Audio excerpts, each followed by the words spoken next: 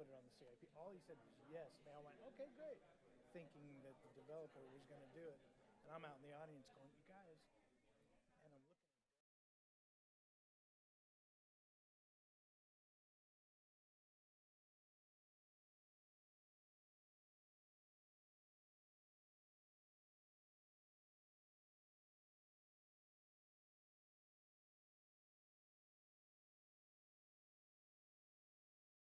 All right, folks, we're going to get started here in just a sec, so if we can grab our seats and get ready.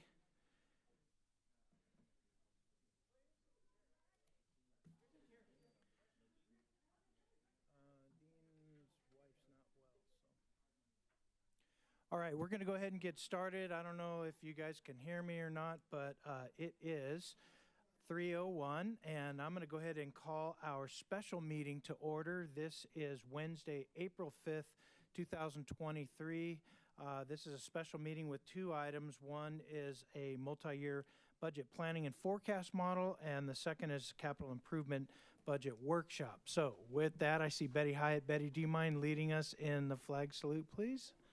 All right, thank you. And we'll do roll call right after that. Pledge allegiance to the flag of the United States of America and to the republic for which it stands, one nation, under God, indivisible, with liberty and justice for all. All right, thank you, Betty, and thank you, everybody else, for being here tonight. I'm going to ask our clerk to please call roll, if she would. Councilmember Dynas. Councilmember Estrada. Here. Councilmember Sobek. Here. Mayor Pro Tem Carwin. Here. And Mayor Zimmerman. And I'm here. Thank you. We will go ahead and get rolling with our first item. This is our item 4, multi-year budget planning and forecast model. Mr. City Manager, did you want to introduce the staff that's going to present? Yes, Mayor and council members. The reason for the special meeting is to introduce some of the master planning efforts that we've been doing in preparation for the upcoming budget season, budget book. The next two items, one of them is the 10-year forecasting model, and the next one is the 2-year budget proposal that we have. And in addition, we have also, as part of our master planning efforts, are beginning work for the CIP, the Capital Improvement Plan program, which a lot of that is construction that's related to, trying to mitigate all the problems that we have in the city with traffic and things like that. But it all relates to how we tie that to the budget. Today, you're going to receive a presentation, and we're going to have Dominic and Margarita, as well as our assistant city manager, make the initial presentation. So with that, I'd like to ask Dominic to begin the presentation. Thank you. Thank you. Thank you for letting me speak here. Welcome. And my name is Dominic Triglia, as Armando said, and I am a CPA. I am the principal accountant here, and I've been here for about 6 months. I'm very excited to be able to talk to you about this 10-year model. I'm very into data. My previous job was at the Government Accountability Office, which is the highest IG in the United States, Inspector General. And my job there was to do financial audits, among which I did audits of agencies such as FHFA, the IRS, and the federal debt, where I recalculated the interest on the federal debt, for example, which was dealing with a lot of large numbers. And so I was very happy when I got the job here and I saw that Menifee is going in the direction of really trying to be more data-driven with its decision-making. And I think that's a very good choice. It's something that creates greater transparency, and it's easier to remove bias from the situation as well. So I'm going to go into the 10-year forecast model. There we go. So we partnered with Urban Futures, who's a contractor, and they provided us with this 10-year model. This model is used by multiple other cities in the surrounding area and across the country.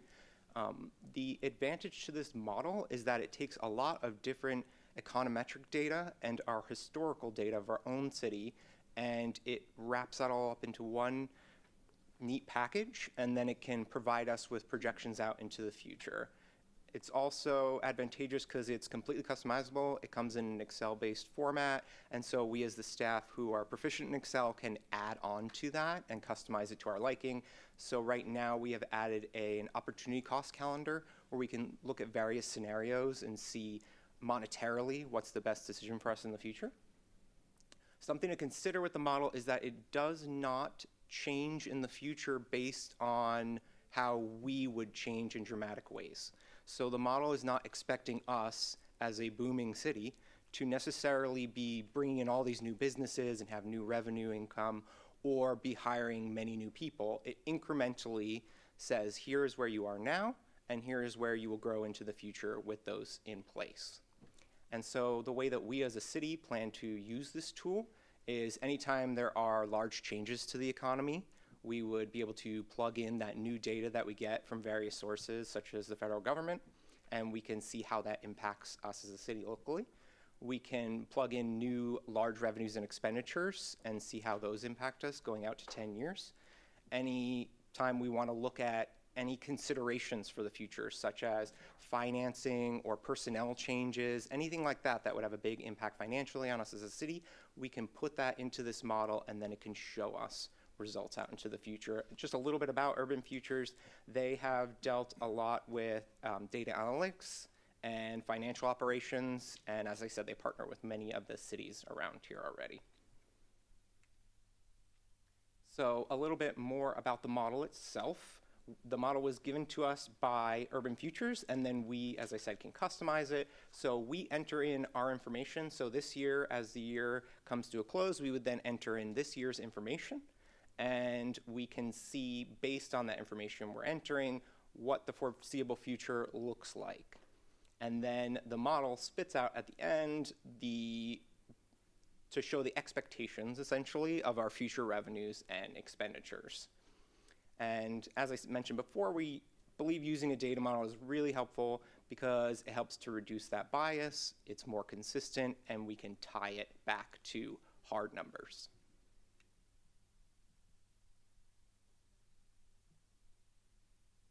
Very slow. There we go. So these are the different sources that currently go into it, but we can also add our own sources. We could add neighboring cities, for example.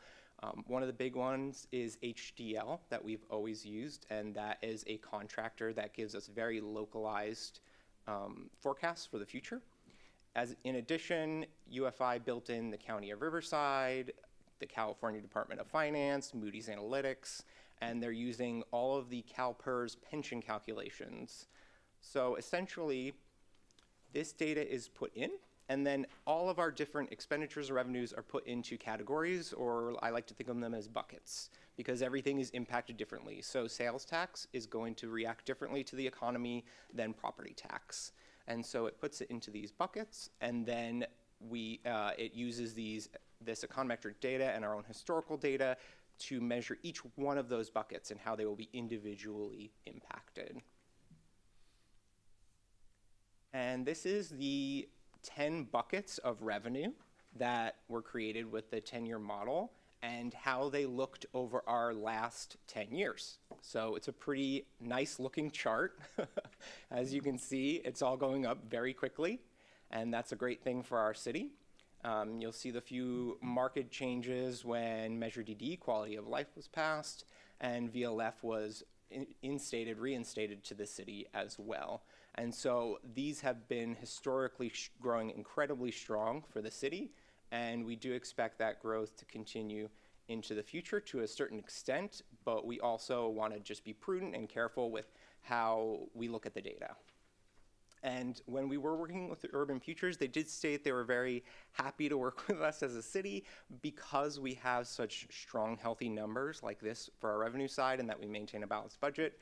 When working with other agencies, they had to have much tougher conversations. So that's a big positive for us in this city. So going into revenue projections and what we are seeing for the future in the next year or so, you'll see that that box on the right-hand side is the relative size of our revenue streams. And so sales and use tax, property tax, those are by far our largest two revenue streams. And then permits fees, which is primarily development fees, so that's fees from our building and planning, our fire inspections, and so on. Those three make up over 90% of all of our revenue. And so we did a deep dive and we looked at those particular revenue streams. We used the model and we looked at information from UCLA, HDL, the United States government, Goldman Sachs, and based on that, and as you most likely heard in the news very often, they are expecting a mild recession, or in our case, a slowdown at the very least for the next year or so. And so the way that these three buckets would work for us, development fees would typically be a leading indicator in the economy. So that means that usually before we even see the recession, we might see that those have gone down. And that has happened, as you saw in our mid-year adjustments. Those were adjusted down because they have gone down already, and we may have already seen a flattening of that. Then sales tax would be a coincident indicator, meaning that sales tax typically will go in line with the economy. So as that bottoms out, the sales tax would probably follow suit. And HDL is giving us the same sort of information along those lines, so we believe that to be true. Although for us, that's not necessarily negative at this point. It just means that it might slow down to even with the previous year. And then finally, property tax, because of the way it's collected in arrears, is a lagging indicator, so we really wouldn't see that bottom out until maybe 2 years from now, depending on when the broader economy slows down. But overall, we as a city are looking as an overall long-term growth factor. So in the model, you can put the long-term assumption in, and we are using the growth assumption because of the way we have been booming. And so these are two charts that the model puts out for us to show what things look like in the short term, and then going all the way out to 10 years. And just as a reminder, this is with incremental growth in revenues and expenditures, not accounting for any sort of new large businesses that would come in or anything like that. And in the current year, which on the right-hand chart is that dotted line going down, you will see that this year is planned to be slightly negative, and that's because of the planned use of fund balance, as you know. And then next year, we are looking at it being flat.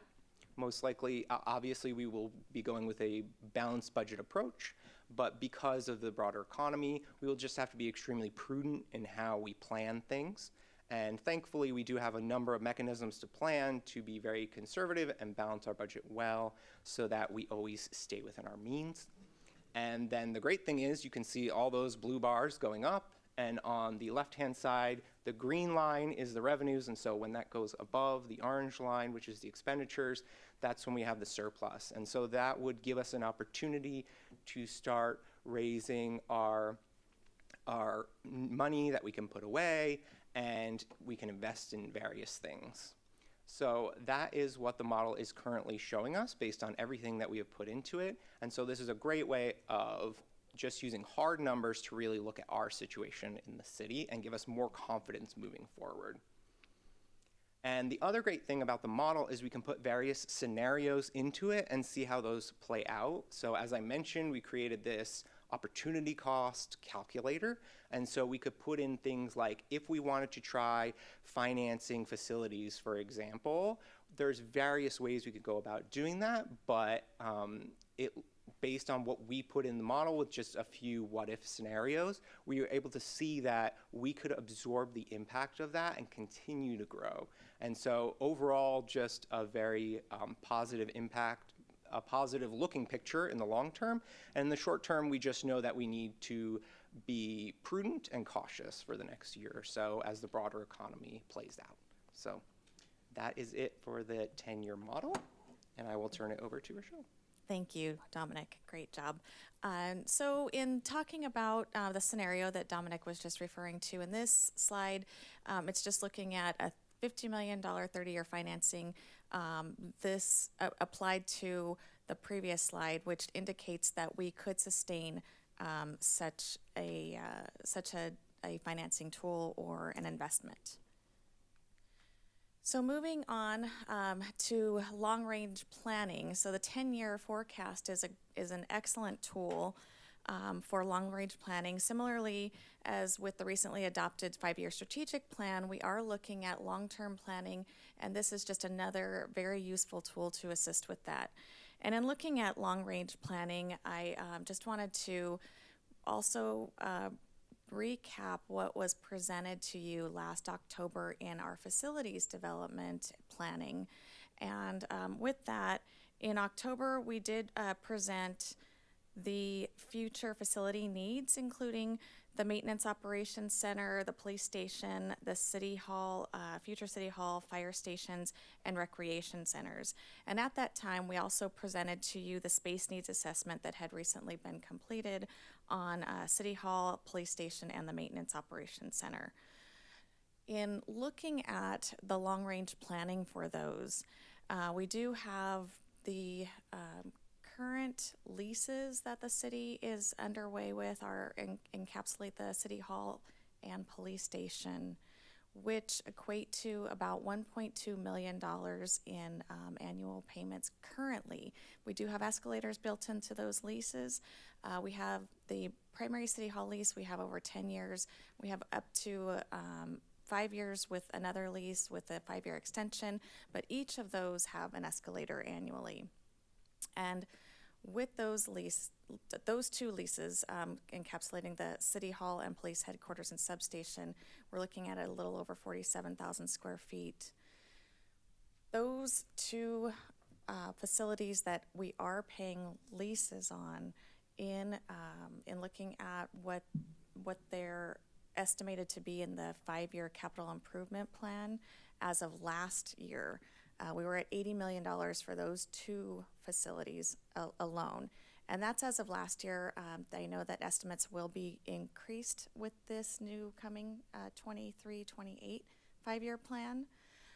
Of course, we have already begun setting aside some funding previously, but this is just to look at, we know that these are foreseeable needs for our city, and this long-range planning tool of the 10-year model really gives us a better look at what we can afford. As Dominic said, that's a point in time now. That's everything that, as the city stands now, current staffing, we can see that with the projected revenue, modest revenue growth, we can sustain that along with some significant financing investing in our infrastructure needs. So I just wanted to present just a picture of what some of the major needs are for the city and how this 10-year financial forecast model can assist us in that planning. And so moving on from the 10-year model, I'm going to talk about the other item that the 10-year model can assist us with, and that's multi-year budget planning. So with that, we are recommending going forward with a 2-year budget adoption this year. And what that would entail is not much different than what we have now, except for getting a 2-year look at what we already have, what our knowns are. We know how many employees we have. We know by their adopted MOUs what their increases should be based on cost of living. We know what our contract increases are over the next 2 years. So with that, we can plug our knowns into year 2, and then we can come with a 2-year budget adoption, which I'm recommending when we go forward with the budget workshop this year. But it's not much different, like I said, than a regular budget adoption, because with that, we would still come back in February of next year with a mid-year adjustment for year 1, the 23-24 adopted budget. And then we would come back at this time next year. Instead of presenting a brand new budget, you would already have that year 2 budget, but we would have more information known at that time on our actuals, so we could present mid-cycle adjustments. So instead of going through the full workshops and a lot of the legwork that finance and the departments do to prepare a budget, we would do that over 2 years, and at this time next year, we would only come back with an adjustment presented to council, just as we do with the mid-year adjustments. And then the following February, we would come back again with that year 2 mid-year adjustment. So again, it's not much different, but it's giving us more of a look forward into what we know today. We know today that we want to implement in year 2 some projects. We know that the ERP, the Enterprise Resource Planning tool, that we are getting ready to convert our new financial management system from our current financial management system. We know that that's a 2-year project. So we have some planning with additional softwares that we would like to implement. We are not going to recommend in the next fiscal year because we know we have the ERP project, but we know in the following year that we will.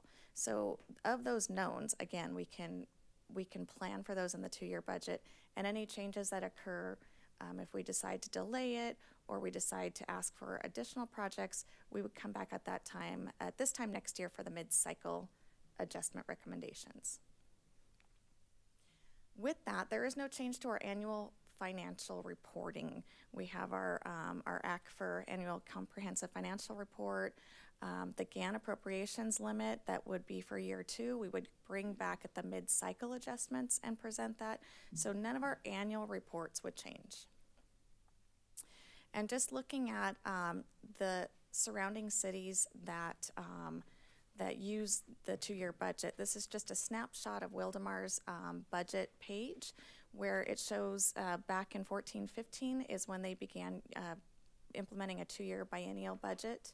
And you can see on this, going from bottom to top, for their first 3 or 4 years, I believe, they didn't come back for the mid-cycle adjustments, but you can see in the last 3 years, they have been coming back with their mid-cycle adjustments, and this is how they present those mid-cycle adjustments for their year 2 of the budget.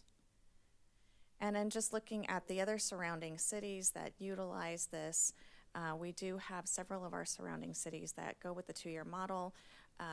Riverside actually looks at a 5-year model, but they only adopt the 2 years. They do look out 5 years for each of their budget planning years. So with that, we'd be happy to answer any questions. Council members, do we have any questions for staff regarding our budgets, both 2 and 10-year forecast? Councilmember Sobek's first in the queue. Thank you. Thank you for your report, and welcome to Menifee. I have a question. If you're taking historic data from the city of Menifee, we know that over the last several years, we have been experiencing large amounts of increase in our annual budget, mid-year, et cetera. So how do you project that out? Because that isn't going to be the norm. Right. Thank you. So the way that Urban Futures design their model would be that historical revenue would be capped to some extent so that we're not looking at 20% growth year over year. It caps it at a lower number to be more conservative, and it's also to reduce statistical bias. So we had those few years where the new revenue streams were introduced, like Measure DD, and so that is an anomalous year. And so to reduce that, they do something where they cap the number for our historical revenue. And in that way, it's much more conservative than if we just used raw historical data. And then as well as in that average, incorporating things like Riverside and California and broader data as well. So Okay, that's all good to scooped hear up that. together. Good to hear that, because I wouldn't want us to project something that's unrealistic. So thank you. And Mayor Pro Tem Carwin. Thank you. With regard to the data entry, are we integrated into the system, or do we have to start off entering data manually? I mean, how much of this is compilable through our systems? Are they talking to each other compared to how much manpower is required to entering all of this information? For the most part, nothing is talking with each other. It's just an Excel-based file. But we have ways for our historical data at year end, of just exporting that, cleaning it up, and Urban Futures was able to use this data model where it quickly matches up our expenditure and revenue line items to the appropriate bucket category, and it puts it in that. And so it is not necessarily extensive work for us as a staff to continually keep the model up to date. I always get concerned with large data compilations like that because the only time you get problems is when you put human beings into data acquisition, and then you get people missing a decimal point or something like that that requires all that. Is there some sort of software integration we can do moving forward, once this is established and set up like this, that moving forward the systems can talk to each other? Well, we are in the kickoff process of our new ERP system. So Yeah, will that do it? Well, we don't know that yet, but we'll look into something like that. Obviously, for the sanity of staff too, in managing that model, it would be to try to automate and streamline things that way. Now, the majority and I guess the larger effort was in building the 10-year history that went into that model, and that was already that effort has already been done, checked, reviewed as an effort between Urban Futures and staff. Now, I guess what makes it, and it's important to do, is to regularly maintain this tool and keep it moving. You don't want to find yourself where you're behind a couple years and then you're trying to reconcile all that. Short answer is, as we're going through our new transition with our ERP, we'll look for wherever possible integration, if not strategize internally how we remove some of that human element, so in whatever capacity we can make it a little bit more automatic. Great, thank you. And then Ms. Clayton, with regard to the switch over to the 2-year budgeting plan, does that impact our flexibility at all in the ability to add or reprioritize projects throughout the year? I see that the coming back for adjustments and things like that would give us that opportunity. Are there less robust examinations of the budget through that, or I'm just concerned that it would give us, it would inhibit us in our mobility in applying new strategies to the budget, because our economy is so crazy right now that there's going to be things we don't anticipate, projects that get started that we didn't think were coming, or projects that were dormant and start to go, revenue streams we weren't expecting or losing. It's just I get concerned with the lack of review at this stage. No, absolutely not. It won't prohibit us in making any adjustments throughout. As it is now, even before and after we come back for mid-year adjustments, we do have budget amendment resolutions as grants are awarded or as we identify additional opportunities. So this will not prohibit against that at all. We will still have that opportunity along throughout the year as we do now, and then we'll just capture it all with the mid-year, and again, continue to capture it all with the mid-cycle. With the mid-cycle, we'll capture anything from the mid-year through the next action. So will not prohibit anything at all. All right, and Councilmember Estrada is next in the queue. Yes, I had a little bit of the same concern that Mayor Pro Tem Carwin mentioned. We have a mid-year cycle adjustment in February, and then we go March, April, May. That's 4 months. Then we hit May. There's a lot of other activity going on for another 8 months, and it does concern me a little bit as well that the budget closes at the end of June, and I'd like maybe another mid-cycle update in the latter half of the year to say, hey, the books are closed, where are we, how do we stand, instead of waiting all the way till February to hear about it. So that's a good point that you brought up, to see the books are closed and to see where we stand. We will not change any processes with our annual comprehensive financial reporting when we close the books. Once we complete the audit, and we have, that's usually by December 31st of each year, following the close of a fiscal year, we come back to council and report what our annual financial report indicates, as well as our financial status.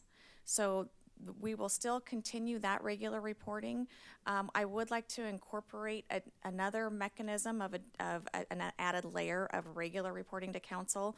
Right now, our financial system does not have good capability. So with the conversion to the new financial system, that'll be a good tool for us to actually give quarterly reports to council on the budget to actuals.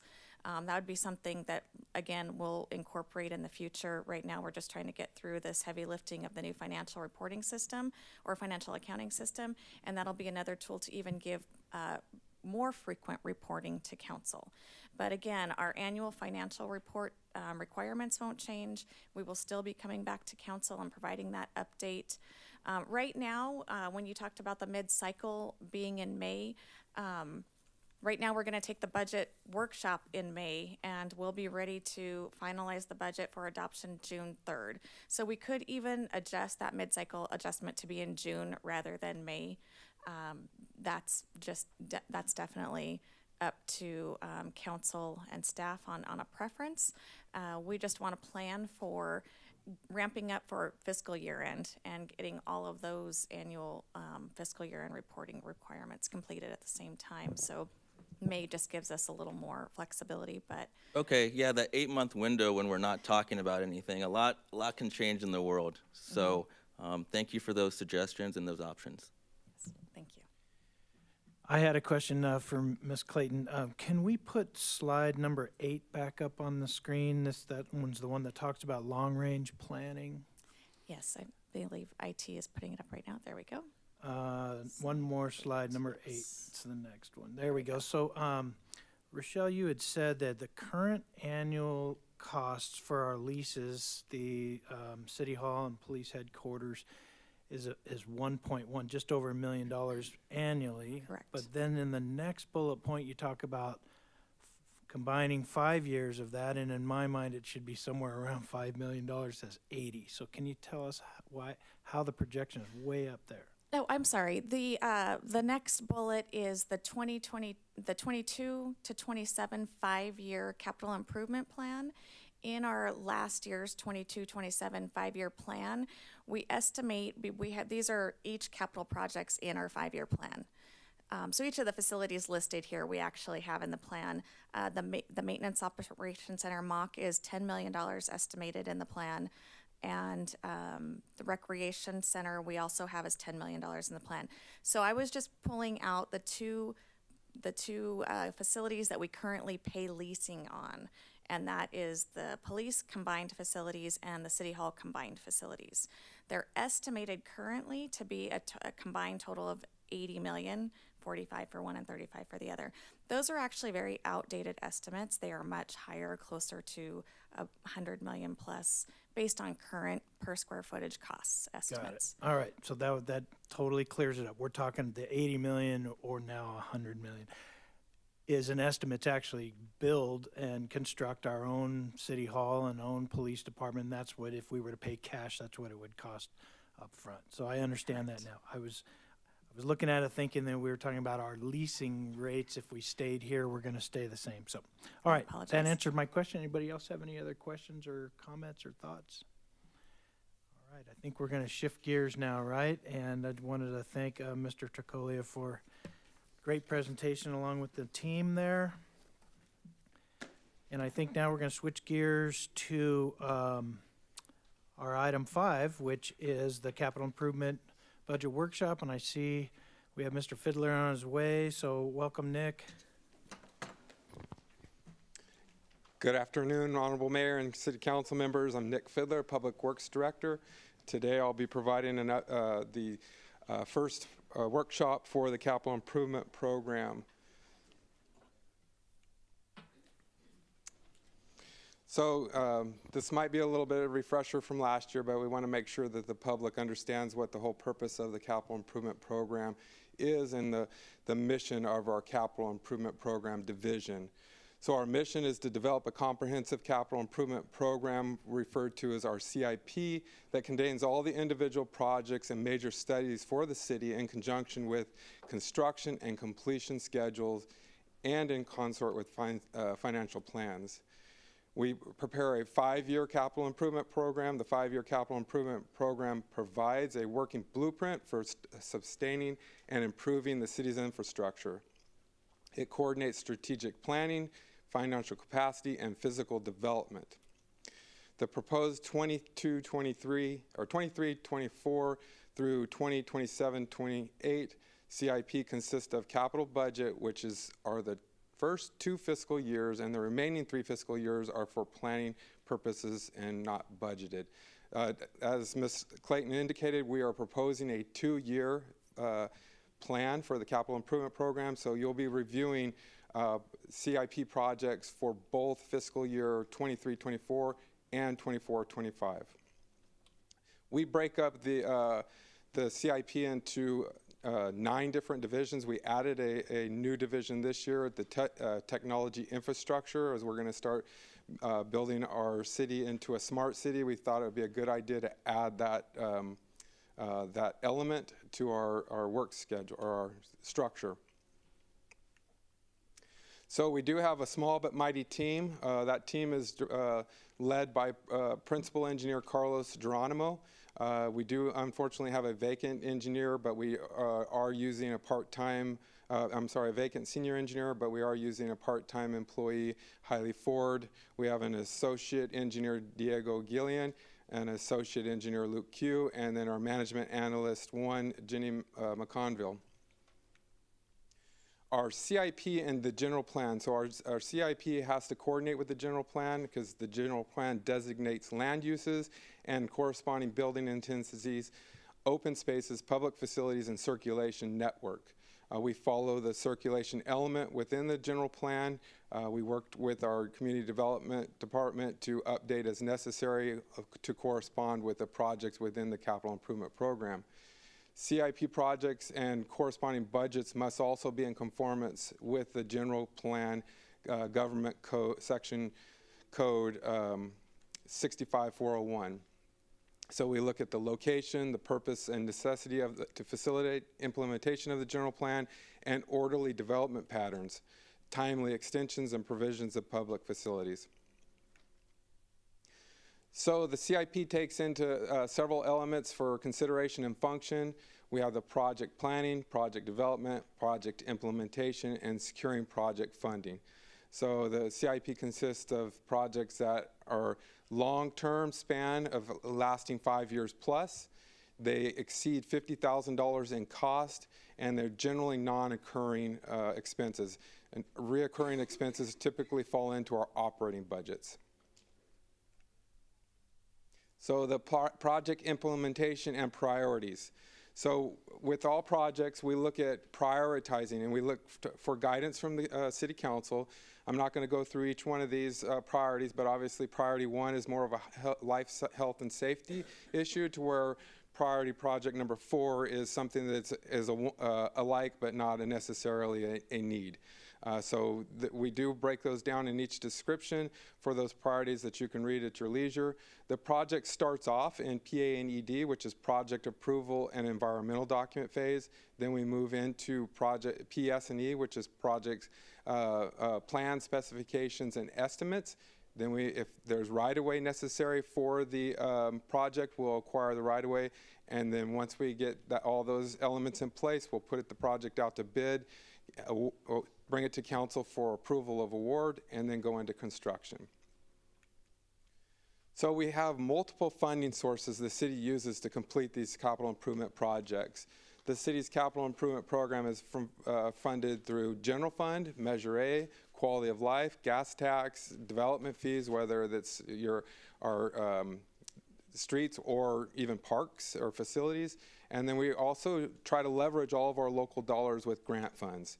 These are just some of them. We have several sources of funding, even community financing districts.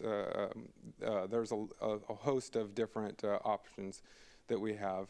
Of these funding sources, the general fund is the most easy to use. We have the widest array of possibilities for the use with general fund. Other funding such as gas tax, development fees, and grant funds are a little bit more restricted, and they have some sort of specific uses that we're required to use. Down in the bottom is just a neat little way to express some of our funding sources. So right here today, we're at April 5th. This is our first workshop. We plan to have our second workshop on April 19th, and then on May 3rd, we'll bring it to a council budget workshop. And then on May 10th, we bring it to the Planning Commission for their approval and in conformance with the general plan. And then on June 7th, we plan to bring it back to the City Council for formal adoption for the fiscal year 23, 24, and 24, 25. So moving into, this is a little bit of a repeat that what we had provided at mid-year update, but we've made a little bit of progress. So I wanted to show where we're at on some of the status of the current projects within the current fiscal year. So these are all the projects that were listed in our current CIP. We do show the status of them, whether they're in construction, design, or in completed. This is the top highlights, and then we do have the public facilities and parks and trails and recreation. As of this point in time, we have a total of 65 active CIP projects. 35 of those projects are in design, 18 of those projects are in construction, and 12 have been completed within this fiscal year. Just a note, we have about 5 projects that are currently in construction that will be complete within the next month or two. So that pendulum will swing just a little bit. There will be 17 projects in completed and 13 projects that are in construction. So moving into fiscal years 23 and 24, 25, these are some of the projects that we're working towards. This is what available funding revenues we have for those 2 fiscal years. The columns in blue represent what funding revenue will be available during 23-24, and the funding, the revenue for 24-25 is shown in orange. As you can see, we have approximately $20 million if you take the sum total at the bottom of 23-24, and approximately $12 million in 24-25. The biggest change, why there's so much more in 23-24, is if you look at the quality of life measure, second line down, you see that there's approximately 4.9, almost $5 million available this fiscal year, and then it drops significantly. We're using a lot of our fund balance in the upcoming fiscal year so we can put those projects forward faster.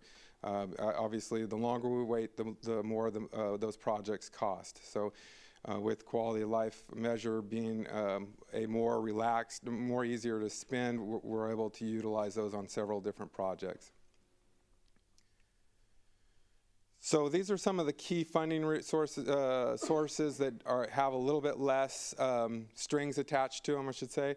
The general fund, obviously, like I mentioned before, we have a little $1.3 million for fiscal year 23-24, and $50,000 programmed in 24-25. As Margarita mentioned, or maybe Ms. Clayton mentioned, we will take a look at that in next mid-cycle next year to see if our revenues are increased, and we'll come back at that time and maybe add additional projects through the general fund if additional funding is available.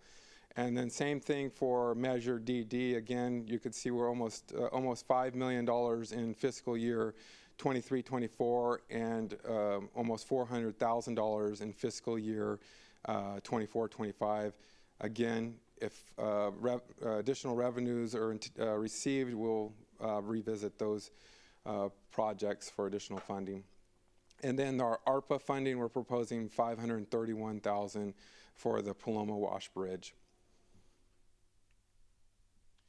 So these are the projects, proposed projects that the staff took a stab at, coming to council tonight. Just things that we see on our priority list, or on the current CIP list, or things that we've identified over the course of the year that need to be addressed. So the ones that are in italic are already projects that are in the CIP that have already received funding, but however need additional funding.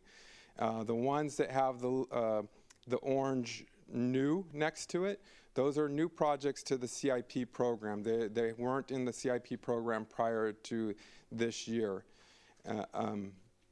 So it's an easy way to tell. And then some of the other ones, the ones that are just standard, those were in the CIP, we're just adding funding to those projects. So I'll give you a second to look at this. That's a lot of information to take in. I don't want to read line by line, but just let me know when you're ready for me to turn to the next page.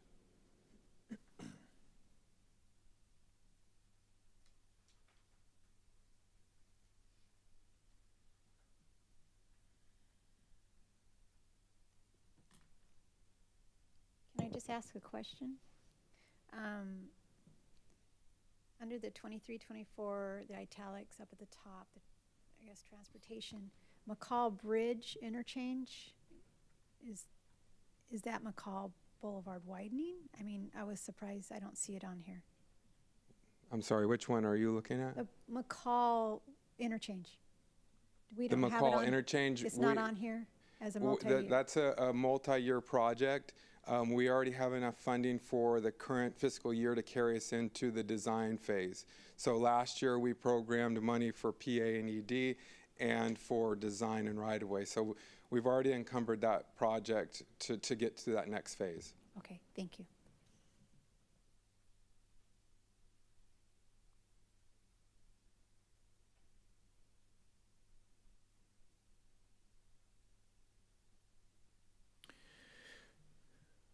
Ready to move on? Okay, go ahead, Nick. Okay, similar slide, just some of the other categories. You can see this one has a lot more new category or new projects on the list. A lot of them falling into the public facility and the parks, trails, and recreation area. The slurry seal program is not quite new. That's just a year over year.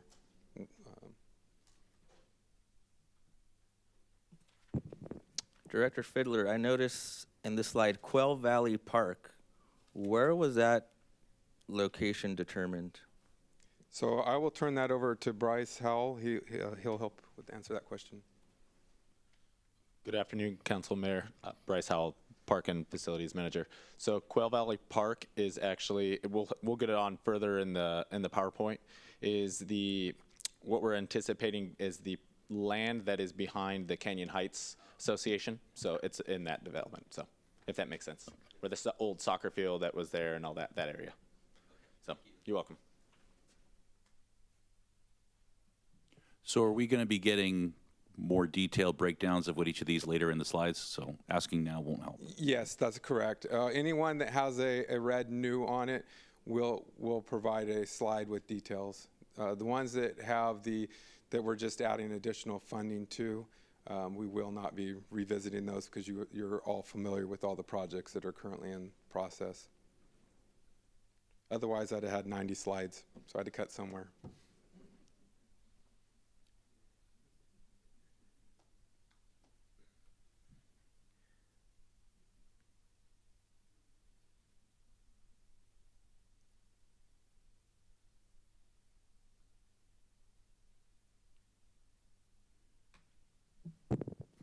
Mr. Howell, I had one more question. Public arts in the parks. I noticed in the Parks and Recreation, a future agenda item for the Parks Commission that this was there listed. So are they going to keep it as a future agenda item, or is it done here with the $50,000? So I'm not 100% sure that they'll keep it on as a future agenda item. What we're doing is anticipating, it's actually 50,000 2 years. You'll see it on another slide. So we'll keep that as an agenda item, but we will move forward with the arts and seeing also with the Parks Master Plan, seeing what we kind of get. It correlates with different things we have going through the city, as I'll show you later in the. Council members, do we need any more time? We're okay? All right, go ahead and proceed ahead. All right, thank you. So again, this is a quick stats of what the projects that are upcoming. Again, 20.8 million in fiscal year 23-24 and 12 million for fiscal year 24-25. There's a total of 19 new projects towards the capital improvement program, with a total of 48 projects that we're adding funding to complete. So we're adding funding to several projects as well. So now I'm going to highlight through each one of the different subsections. We're going to move into the transportation projects, and this is where we'll dive a little bit deeper into some of those newer projects.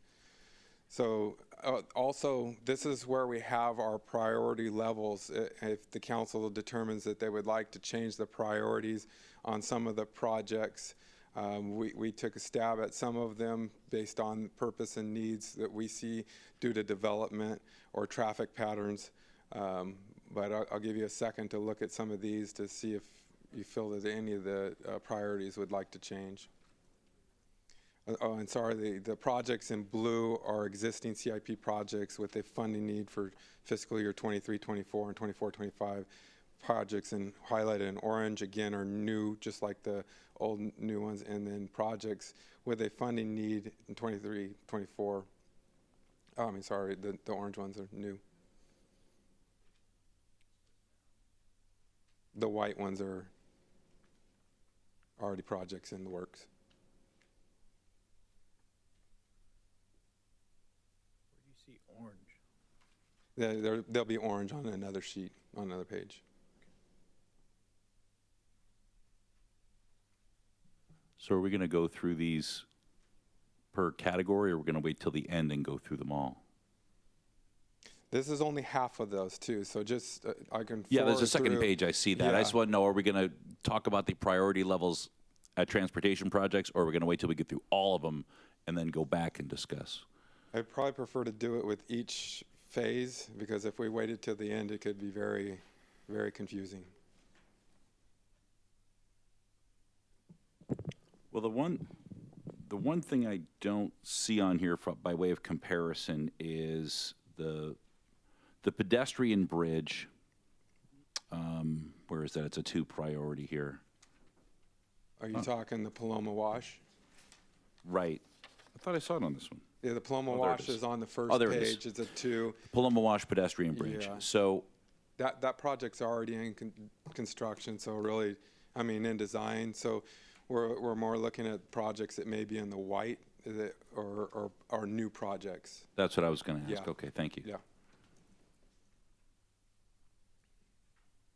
And I see activity out there at the top of Valley.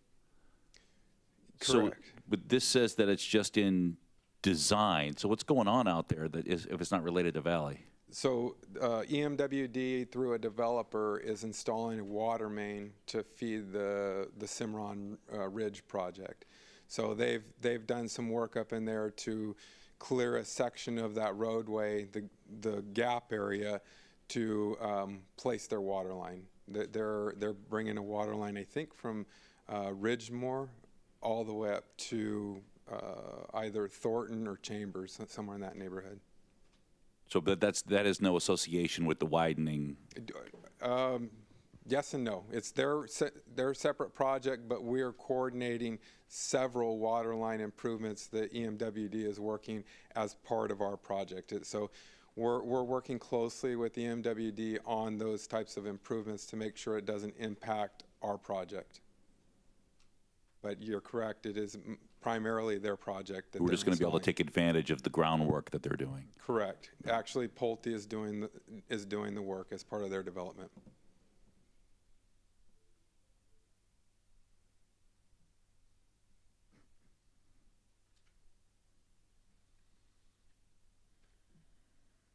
You want me to switch to slide I 3, just 4? see, I just want to say, you know, we're hearing it from the residents about our roads, and I'm seeing on here a lot of widening Yeah. that's going to be done, and I believe that is necessary. So, thank you to your staff for looking out for that and adding these projects, because they're all needed. So, Thank you. I'll move to the 3 and Yeah, 4 let's look. priorities. So these are the projects, if council desires to move up. Priority number 4, Getz Road widening, Audie Murphy Ranch to city limits. Why doesn't it go, in your educated studies, all the way up to Quail Valley? Why does it stop at Audie Murphy? So that's starting off where fire station, Quail Valley Fire Station number 5 is, and then going north to the city limits. So that's going all the way through. Okay, not to Newport, it's going The other towards way. the other way. Yep. Cool. Okay. Go ahead. Oh, on the Scott Road widening, do we have is there a timeline on that? We're currently working through our NEPA document. Once that's achieved, we are all moving into acquiring right-of-way, which should be later this summer, I believe. And then we'll start acquiring right-of-way and then finalizing the design, or those two hand in hand, finalizing design and right-of-way. And then we have to coordinate with the utility companies. There's a lot of utility relocation work that needs to happen. So in the meantime, we're also continuing to look for funding. As you'll see in a future slide, we are securing additional federal funding from Congressman Calvert's office. Nick, this is the first time we're seeing this, so it's hard. We're going off of memory now, and we haven't had a chance really to compare this from things that we've talked about in the past, but I'm going off of memory, and it seems like at our last CIP exercise, it was suggested that a new road improvement widening would happen, and I'm going to try to describe where we're talking about. Think Paloma Valley High School, Bradley Road widening from Craig to Tupelo. It's just a skinny little thing that's in really bad shape where a lot of sand and stuff washes through there, and a lot of students ride bikes and walk along there, and it's kind of unsafe. And it was brought, I just don't see it. Can you update Yeah, us that's there? more of one of our smaller projects. It was actually funded as part of this current fiscal year through some of CFD bond premiums. We're widening, not quite all the way to Craig, but we're working with the high school district, Paloma High School District, or Paris High School District. They're putting a signal at one of their entrances, and they're doing some widening on the east side of the road, and we're continuing that widening to connect into that new development Meadow Run. That's currently in design. Okay, so that's a little bit farther north than I'm talking about. Yeah. I'm saying from Craig south to Tupelo. So Craig South. yeah. Going south the other way. going south. Okay. And that was something we had, I remember Councilman Leesmeyer supported that suggestion last year, and I thought we had added it to the CIP list, but it may have vaporized. It might be on. It might not be a transportation project because that's a little bit smaller project. It might fall into our street improvements.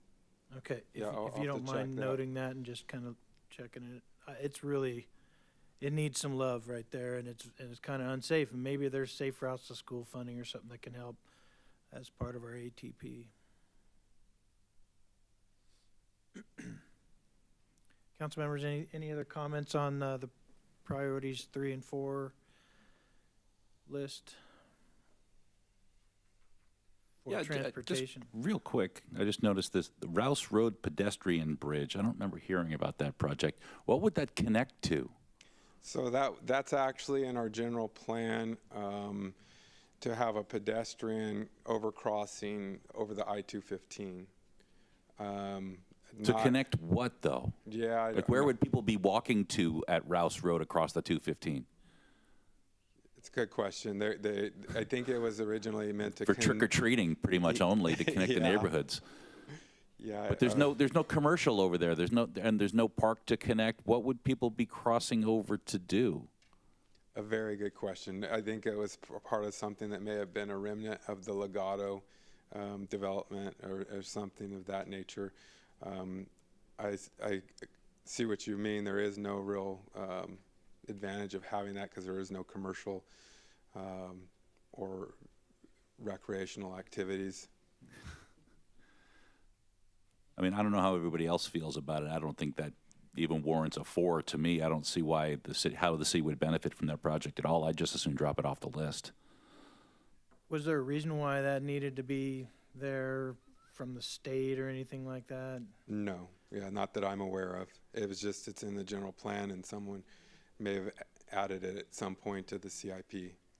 I know everybody's scrambling to try to add projects to this list, but take it upon myself to try to remove some things from the list that we don't need is part of my passion as well. I would say there's other priorities where that money can be put. As we see growth in the city, there's other priority areas. I agree. I was just out there actually today, out there by that area. So It's kind of a ghost bridge to nowhere. Yeah, I think also what we're doing as part of the bridge widenings at McCall, we're adding the wider lanes for bicycle paths and things like that, and we'll do the same at Ethanac as that gets built out. So that way makes more people sense. have accessibility across the freeway. That would make more sense. Yeah. So I agree with the Mayor Pro Tem. I don't think that needs to be on there. Mr. City Manager, did you have some So input? we agree with you. I think what I'd like to do is take a look at, to make sure that there's no other commitments anywhere else in our general plan and or other things, and Like make sure we if- didn't collect fees for it from Right, somebody. Right, and if it isn't, then we'll come back with the final product and we'll strike it through. Okay, good. I support that as long as it's Good not, catch. yeah, like on our circulation element or something. Any other comments, council members? All right, I think we're ready to move on, Nick. So this is just a snapshot of where the projects are. You can see on the right side of the screen, there's a total of 10 projects that have funding needs. And 34 projects total on the list in the transportation section. So 8.2 million in fiscal year 23-24 and 2.8 million in 24-25.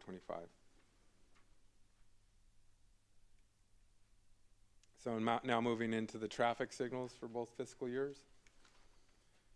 Again, this is the priority 1 and 2 projects. You can see there is a new project highlighted in orange.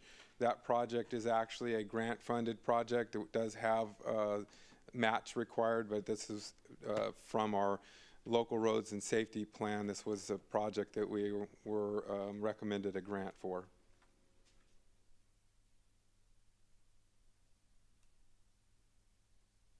One of the projects that we are recommending that you see in blue at the bottom is as a priority number 2 is Evans Road and Craig Road traffic signal.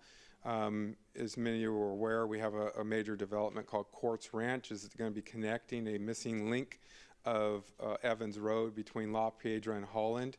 That missing link will generate a lot more traffic in that corridor. And then in addition, we just opened the pump track that's right there at the corner of the southeast corner of Evans and Craig.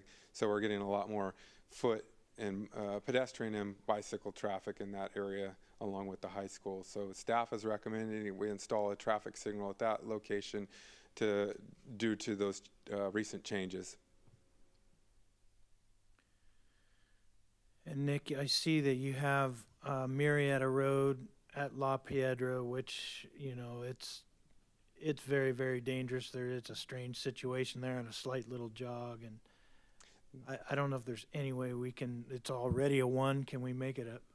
It's actually already designed, and Lennar has already ordered the equipment. We're working with them to start construction once the materials arrive. Excellent, thank you. Yeah. And I've heard you share a little bit about why some of the other signals, if you, just for the public, who anybody that might be listening, about issues with getting controller boxes and that kind of thing. Yeah, we've due to COVID, there's been an issue with supply and demand. We've had upwards to six months to obtain electrical cabinets, the meter pedestals. Typically, a traffic signal pole would take about 16 weeks. That's now moved to about 24 weeks. So that's really slowed down our ability to install intersections. Can we borrow the signal and box that came down at Holland Road at Antelope Road?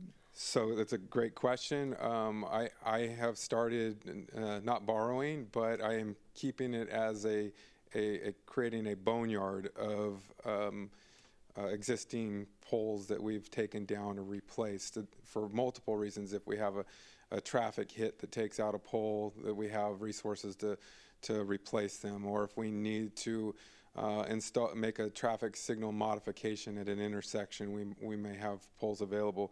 In addition, I'm working towards getting surplus traffic signal control boxes and electrical meters that we can have on standby for the same purposes. If a car takes out a traffic signal controller, we can't wait 16 weeks to get those elements. The county does also keep a surplus, but just recently they were down to their last one that we could borrow from. So I want to make sure we have our own as well, just in case. So we are working towards that. Excellent. So I know that Menifee Road in Garbani has been waiting for that traffic signal. The weeds are actually hiding the poles now in the field. Do we have that equipment yet? Because it's been So you'd be weeks. happy to know the poles are no longer hiding in the weeds. They Okay. are erected. Yay. They've been erected over the past, I think 2 of them were last week and 2 of them Okay. are this week. And so, yeah, we did get the power to that traffic signal just a couple weeks ago. So yes, they are being installed as we speak. Great, thank you. Good news, yeah. Yeah, we were teasing about that as well. You couldn't see the poles through the weeds.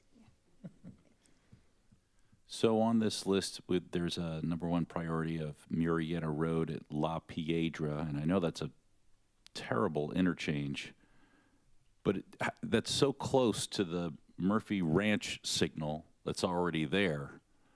Is that the right solution for that? You're talking about the Murrieta Road at La Piedra? Is that the one Right. you just mentioned? Yeah, that one is actually, yes, unfortunately, yeah, because there's the offsetting intersections, but there's heavy volume that's coming off of La Piedra onto Murrieta. Is that scheduled to be widened or anything over there? Lennar, it's the one I just mentioned to the mayor. Lennar has already designed it. There is some widening that's happening on both Murrieta and on La Piedra to allow for it. We're trying to put the signals at ultimate as best as possible, but we don't have all the right-of-way. So they are adding enough room to have the left turn movements at that location, so it will have protected left turn movements. Yeah, that La Piedra and Murrieta Road is very dangerous. I travel that road all the time, and I fear for my life. So let's keep that on there, definitely. Just a couple 100 yards down Murrieta Road, there's Murrieta Road and Holland. I know that's a weird one, but a lot of people going to Menifee Valley Middle School and Paloma High School use that intersection and that main artery through the city. I don't see that anywhere 1 through 4. So you'll find that in the street improvement section further into the presentation. We do have some projects proposed for that to increase the capacity of that intersection. We are also in long range. We're looking at doing a widening project all along Murrieta as well. Okay, so it's on here. Yeah, just it's not on just this not slide. in this section. Yeah, it's kind of Okay. confusing because we have our transportation projects, which are major projects. Then we have traffic signal projects, and then we have pavement management program projects, and then we have street improvement projects, which are the minor widening projects. So when we go in to do the Murrieta Road widening, that will probably be a transportation project because it's a long segment and with big impacts. Okay, I'll move into the 3s and 4s. And so looking at the 4s, the very last one, Getz and Avenida Roble. Is that the entrance to the future Quail Hills project that got approved by the Planning Commission in December? Can't remember that exactly. I think that might be where the Circle K is.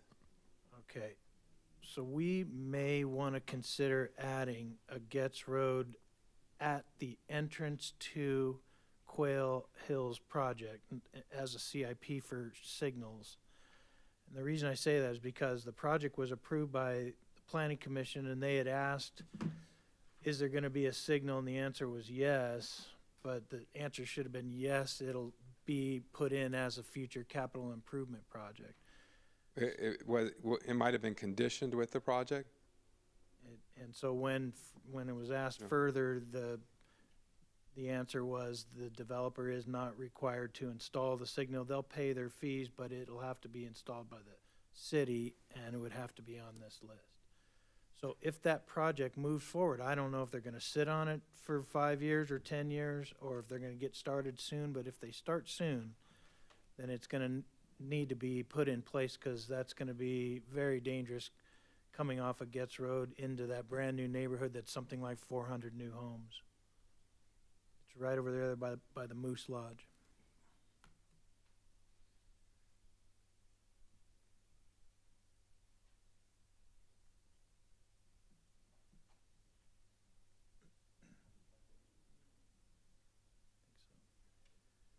Anyway, if you don't mind looking into that, Nick, Yeah, I've read it. thank you. I just had one more.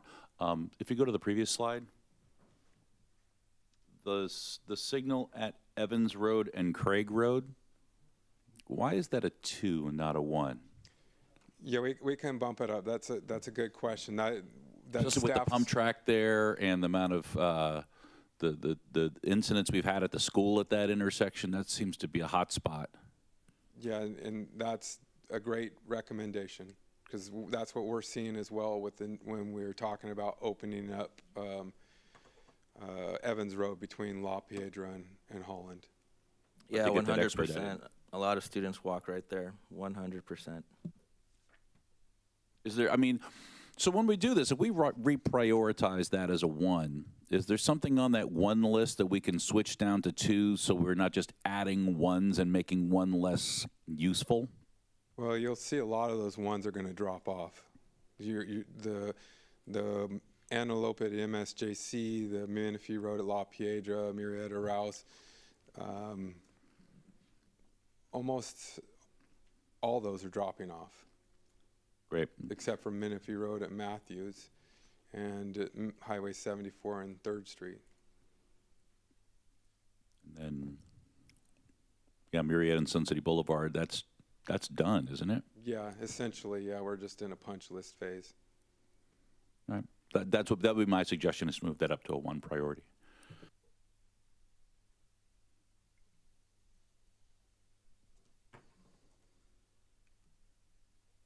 Okay, ready to move on? Okay. So in total, there's 1 new proposed project. There's 4 that are require funding, and there's 24 projects within the 5-year capital improvement program. We're looking at 733 in fiscal year 23-24 and 1.4 million in 24-25. This is an example of what this traffic signal safety program will do.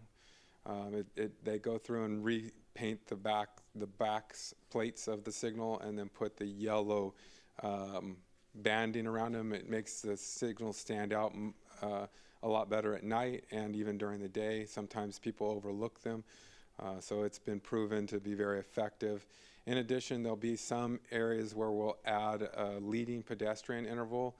What that means is we add up to 5 to 10 seconds when the whole intersection is all red to get the pedestrians a little bit of a chance to get out into the intersection before the signals turn green for the direction of travel. So now we're going into the street improvement projects for both fiscal years. So again, this is the current projects within the CIP. The ones in orange are new. The ones in blue are ones we're proposing for funding, additional funding. The Watson Road and Harvest Valley Elementary is a project that we're anticipating to get federal funds. So we're working through that.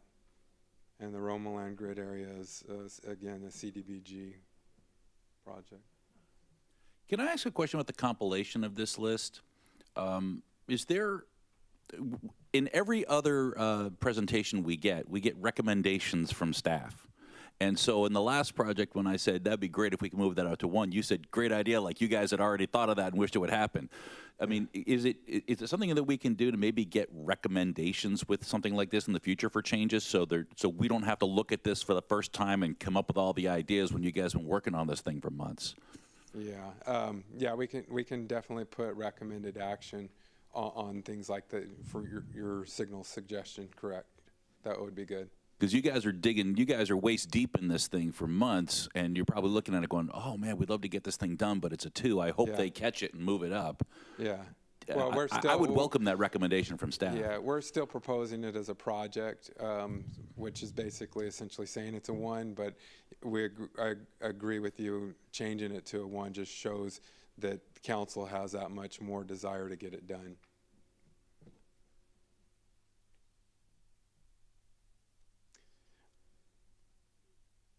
So the McCall Boulevard and Sun City Boulevard, that's a westbound turn pocket, that came out of one of our committee members, and staff evaluated it and found out there was definitely an issue. And then the pedestrian crossing at Audie Murphy Road, we've been working with the community out there. That project would be funded through CFD funding. And the ranch house is kind of separated from the community with no real crosswalk across Audie Murphy Road. This would provide a dedicated and highlighted crosswalk in front of the ranch house, so it connects the trails as well. And then down there at the bottom, the Murrieta Road, Holland Road intersection, I think this is Councilmember Estrada was pointing out some of the issues we have at that intersection. This would improve some of the capacity at that intersection by widening at the T intersections. We did apply for a grant to make some significant improvements, I think to the tune of about $6 million. Unfortunately, we weren't successful in that grant, but we still want to try to move that project forward in some way, shape, or form to improve capacity there. We also do believe that once Evans Road opens up, it's going to divert a lot of the traffic that typically uses Holland or Murrieta, because they'll have that new alignment on Evans that goes basically from Craig all the way down to, Garbani all the way down to Newport. Nick, can you point out any street improvements, or if they're on other pages and other things, going out towards Menifee Union School District, brand new elementary school out in the east part of our city on the way to Liberty High School? And do we have any plans on those roads, Garbani, Briggs, any of that area out there? So the school district will have to do some portions of improvements in front of their school or around their school to make sure that they have adequate access, and we've worked with them to make various improvements at the intersection of Briggs and Wickard. There you go. I couldn't think of the name. And then there's another road that runs north-south that's just east of Briggs, and I can't remember the name of that. Lindenberger. Maybe, no, not Lindenberger. It's between Briggs and Lindenberger. Anyways, they're making improvements at that intersection as well. We are looking at a way to stabilize the roadway, Briggs Road, from Wickard all the way to Garbani, because we believe several parents will travel that road. That's just around a mile long. We met with the county of Riverside out there. They do a double chip seal program, and they did a portion of Briggs Road that's just north of Wickard, and it seems to be holding up very well because it's a pretty stable road. We're looking at maybe doing something similar through our in-house operations. Okay. All right. I just know that's an area we got to keep an eye on out there. So thank you. I agree. Director Fiedler, I noticed interchange beautification at Newport is number 2, and then interchange beautification for Scott Road is number 4. So what was the rationale in the spread there in prioritizing them? So the interchange beautification Newport Road, that interchange is fully complete. The Scott Road interchange is only 50% complete. We added that to the CIP because we were trying to identify grants for that project. So we did apply for a Clean California grant. We were we ranked very high on that, but we just fell below the funding authorization. So we're going to continue to go after grants. Our goal is to beautify all of our main entry points, but we want to try to do it in a manner that there's some prioritizations, because if we had them both at twos, they're going to be competing against themselves. And obviously Newport and I-215 is our larger, our main entry point to the city. It's one of the busiest because it feeds 3-4 other cities through our community.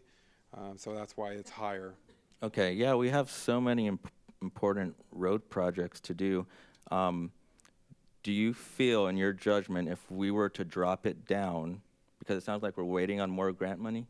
We're always researching grant monies. If we were to put it back down with the Scott Road beautification, would that be hindering your ability, or is it, how do you feel about that? Because under the definitions as well, it does mention a priority 3 should be an aesthetic value under priority 3. So yeah, we kind of look at these type of projects also for economy as well, because if you bring in these elements of beauty, then more businesses will want to place here because they see how nice everything looks. Right. So that's kind of why we do want to keep it high, so that we know the council. I mean, it's totally up to the council, Right. but the higher the priority is to staff means that's how much more support that the council is providing for it. okay, what would you say is the timeline for the beautification to be complete? We're actually continuing to put grants because could be a $3 to $4 million project. So we'll have to, once we get a grant, we'll have to match with local funds. Okay, So- well, how does the rest of the council feel about the beautification? Councilmember Estrada, we've been talking about this for 5 years. It was on our last 5 year, and it got moved into this 5 years. So it's been a priority. It's been loud from the residents that when they get off the freeway, we hear a lot about the way that it looks. It is our welcome mat, and so I would like to leave it where it is. We talked a lot about it during the visioning session and strategic plan, that welcome mat. It's important to make sure that,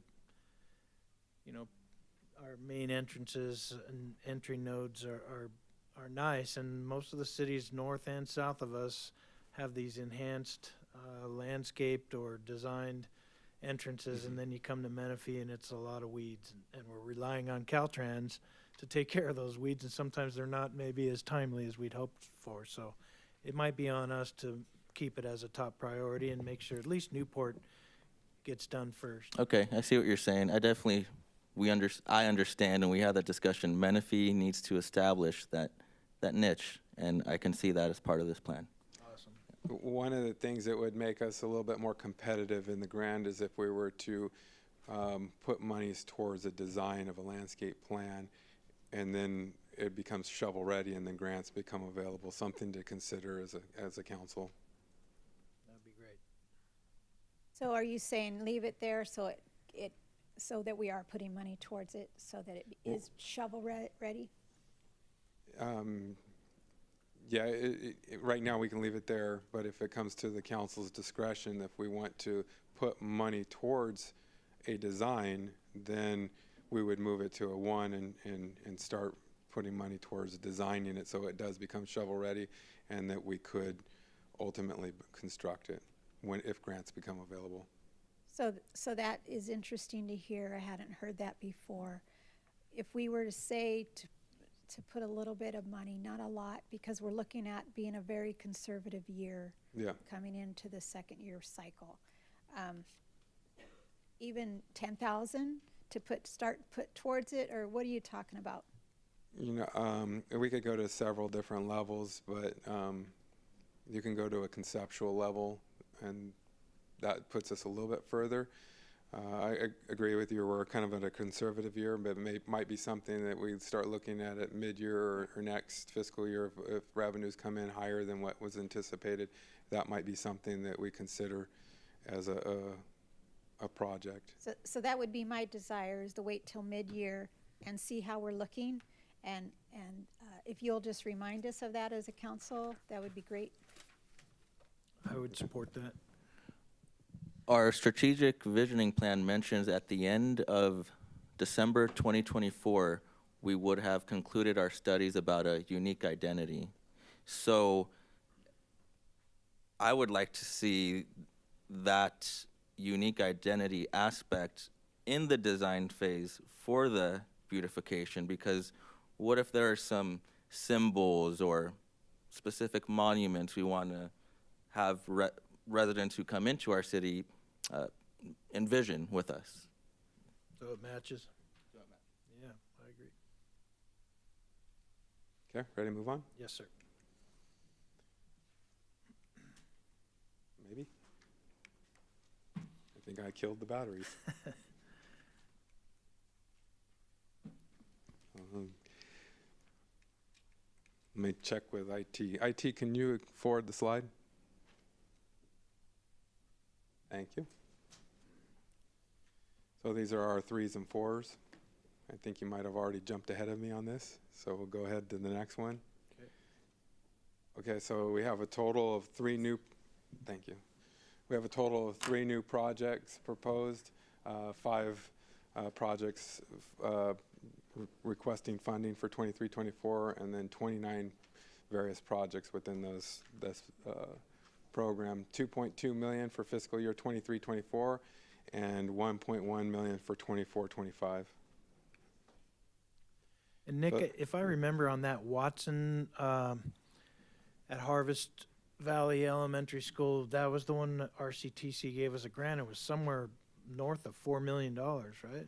Correct. That's what they're proposing. I unfortunately did get an email today that's saying they might want to reduce that a little bit. So we're working with them to try to figure out that funding source. But Okay. yes, it was over $4 million. Yeah. I mean, that one, Yeah. definitely want to do that if the money's there. Yeah. Yeah. So this is a showing where we're proposing some improvements at McCall and Sun City.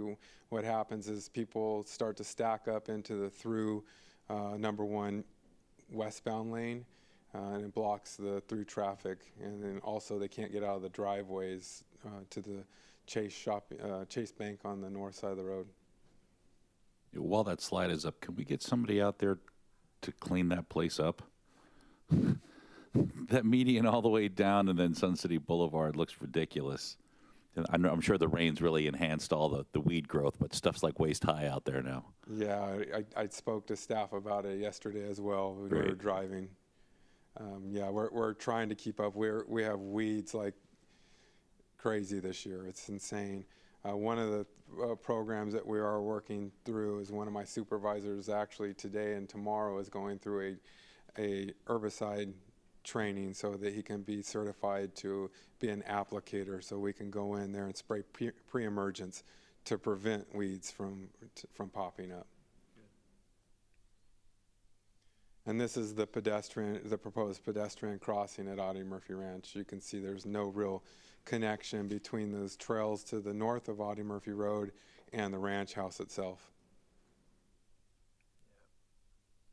And then we'll be doing some widening at the Southern Holland T intersection to allow for more, at least 2 lanes in each direction as traffic are traveling through both of those intersections. Do we own the right-of-way in those locations, or is that something we got to acquire? Yeah, we own the right of way.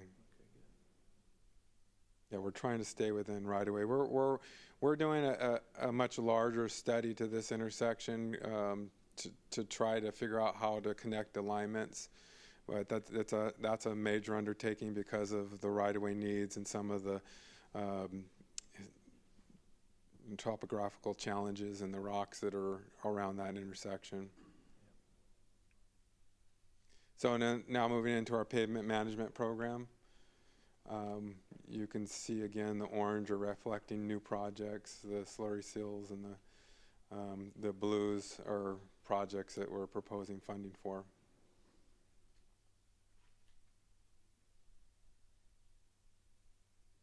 Is Lake Ridge Estates, is that a completion?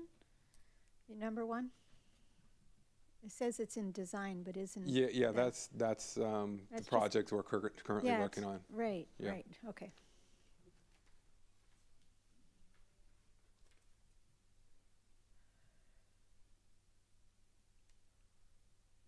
And again, we utilize our pavement management program heavily to program these improvements. We are proposing, you'll see later, that we update our pavement management program. That's where the consultant will go through and drive every street within the city and reevaluate for a new pavement condition index. We're proposing to do that in year 24-25. We currently don't have funding budgeted for that program, but through mid-cycle, we will add the funding for that program.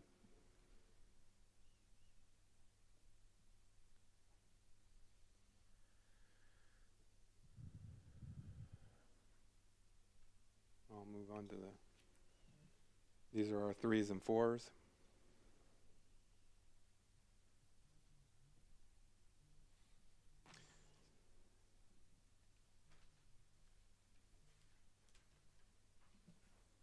Director Fiddler, I'd like to go over an issue I've seen on Getz Road. And I'd like to ask IT to post the photos that I emailed them a little bit earlier, please. So I'm not sure if all of my council members are aware, but I would like to share a few photos with you guys of what I've seen on Getz Road. And it's a big concern. It's a big concern for a lot of Quail Valley residents. And Getz Road is the main artery for Quail Valley. The only way in to Quail Valley is Getz Road. The only way out of Quail Valley is Getz Road. And so I wanted to show you guys some pictures, and I think it's important to address. If we can go to the next photo, please. Oh, here we go. All right, well, here's Getz Road, leaving Quail Valley down towards Paris, heading towards Ethanek. Very dark street. You have to have your headlights on. There's no way you're gonna drive on the street without headlights, but I'll get to that. Once you head down, heading towards Ethanek, I've posted here some photos of the road conditions. Large potholes, okay? This road is the main artery. Only one way in, one way out, and residents going into Quail Valley, into Audie Murphy, into Canyon Lake, have to take this road. If you get off on Ethanek, you wanna go home, you have to drive through this. It's a safety concern. And it's been going on for a couple years. And last year, myself, on the way to lunch, I got a flat tire. And I want the city to address this. I want all of us to see if we can come up with a solution. Here's another photo. Look at all the patchwork. Lots of patches. The patchwork isn't cutting it anymore. Okay, here's another photo. It looks like we're in ancient Rome. Okay. Another photo. And I put, last slide, I put a GIS. This is the Menifee satellite imagery from the GIS, the CIP and Land Development Dashboard, from Sotelo Road all the way up to Ethanak, according to this GIS, is in Menifee territory. And from Soleto Road all the way up to Ethanak,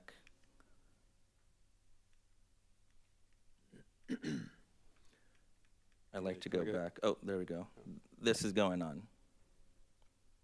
So I'd like a little bit more information about whether, I understand a developer right next door is in the process of, in construction.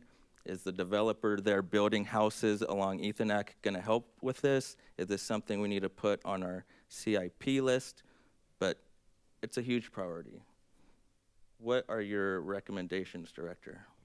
So my staff has obviously been working out there a lot this winter. The rains have caused a lot of issues and a lot of breaking down of that roadway.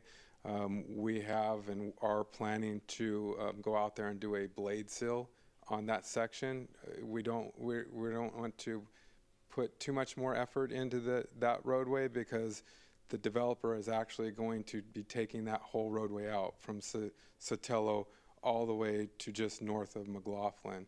The new development in that location, Cimarron Ridge, realigns Getz Road at that location and also rebuilds that completely. So everything highlighted there in blue is Cimarron Ridge. Right. That project. So you can see from just south of Sotelo Road and up to McLaughlin is part of that development. So they're responsible to rebuild that whole roadway within that section and then also transition inside and out, both north and south of their outline there to transition into the new pavement. So they will be reconstructing that, and at the same time they'll be realigning Getz Road it'll tee into Valley, and then Valley will swing back into Getz Road. So it's a very large project. They do anticipate in late July, early August, that they'll be putting a detour in place that will take you off of Getz Road over to Thornton, I believe, and then down White Quartz, and then tying back into Valley, while they have to go in and basically demolish all of Getz Road to install a new sewer and storm drain systems. And then we're also working with EMWD, who is placing a major water tank near Sotelo and Getz on the west side of Getz, which will also be putting a water mains through that area. Okay, so in the meantime, we'll blade it over, but by the end of summer, early fall, you anticipate this problem on Getz to be resolved? Correct. Okay, thank you very much. I know it's a very important issue for a lot of Quail Valley residents. There's only one way in, there's only one way out, and you have to take that road. So I'm optimistic here, and I look forward to the solution being implemented.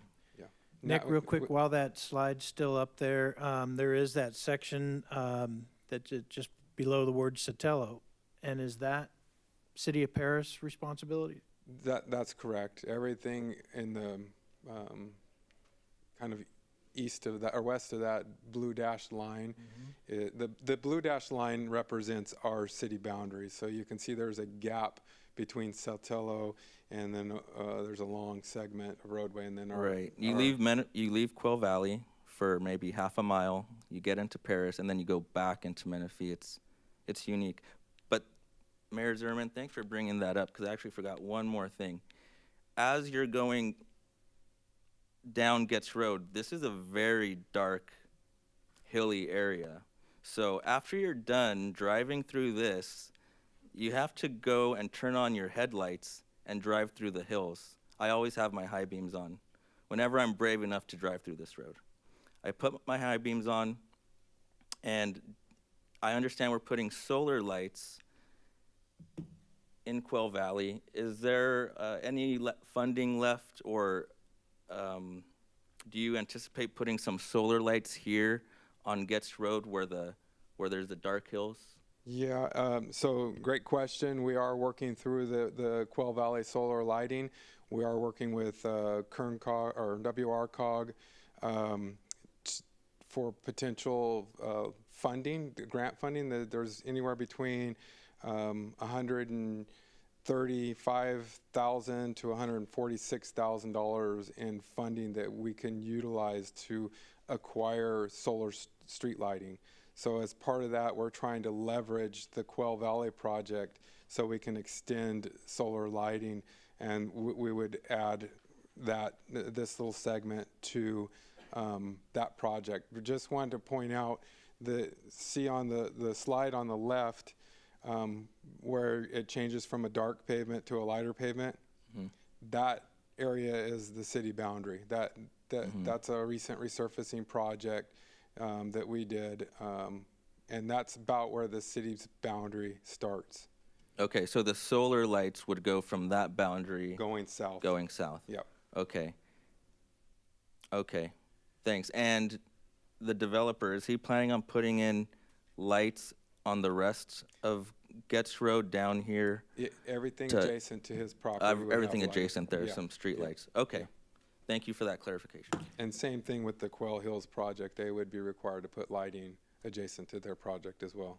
Okay, thank you. So Nick, just hang on one sec. Armando, did you want to share?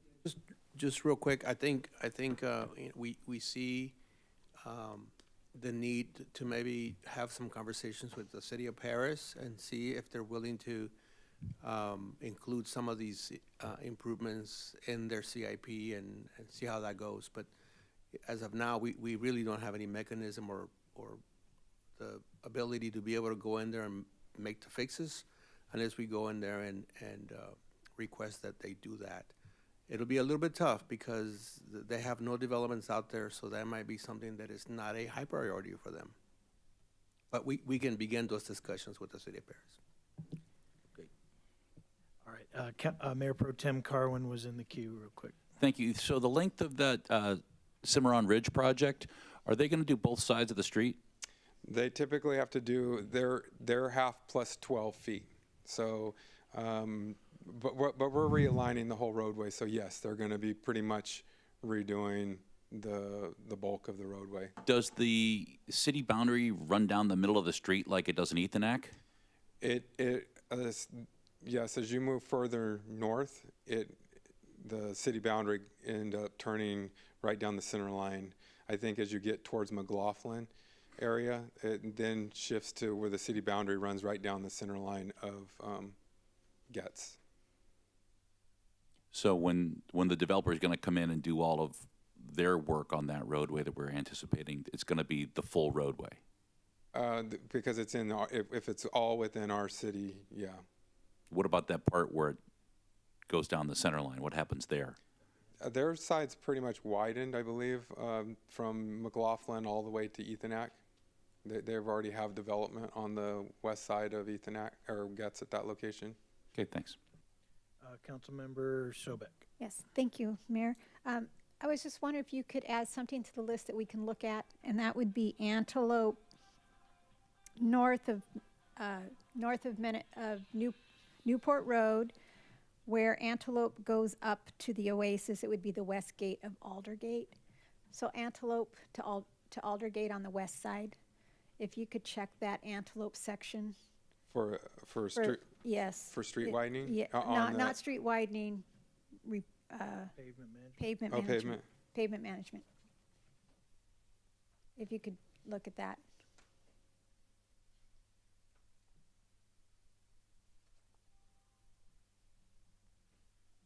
Thank you.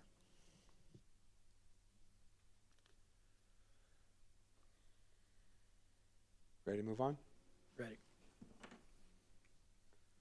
Oh, IT, can you please bring back up the PowerPoint?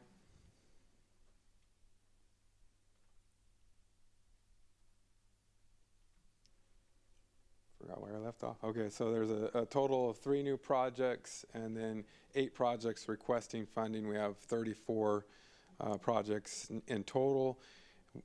Fiscal year 23-24, we're looking at 4.7 million, and 24-25, 4.1. And there's the locations. You also should have received a handout as well on the locations.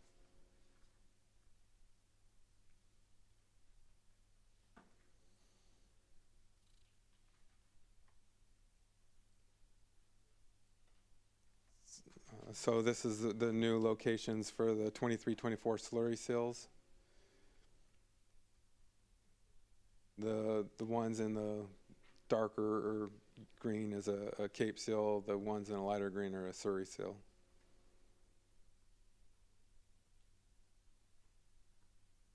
And this is the 23-24 local road resurfacings. We have the one near Ridgemore and Murrieta. Or I mean Valley, sorry, Valley.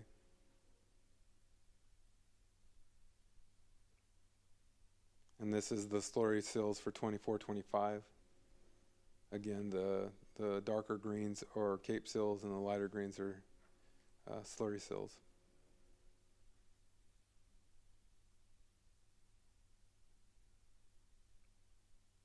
And then this is 24-25 local roads and AC resurfacing.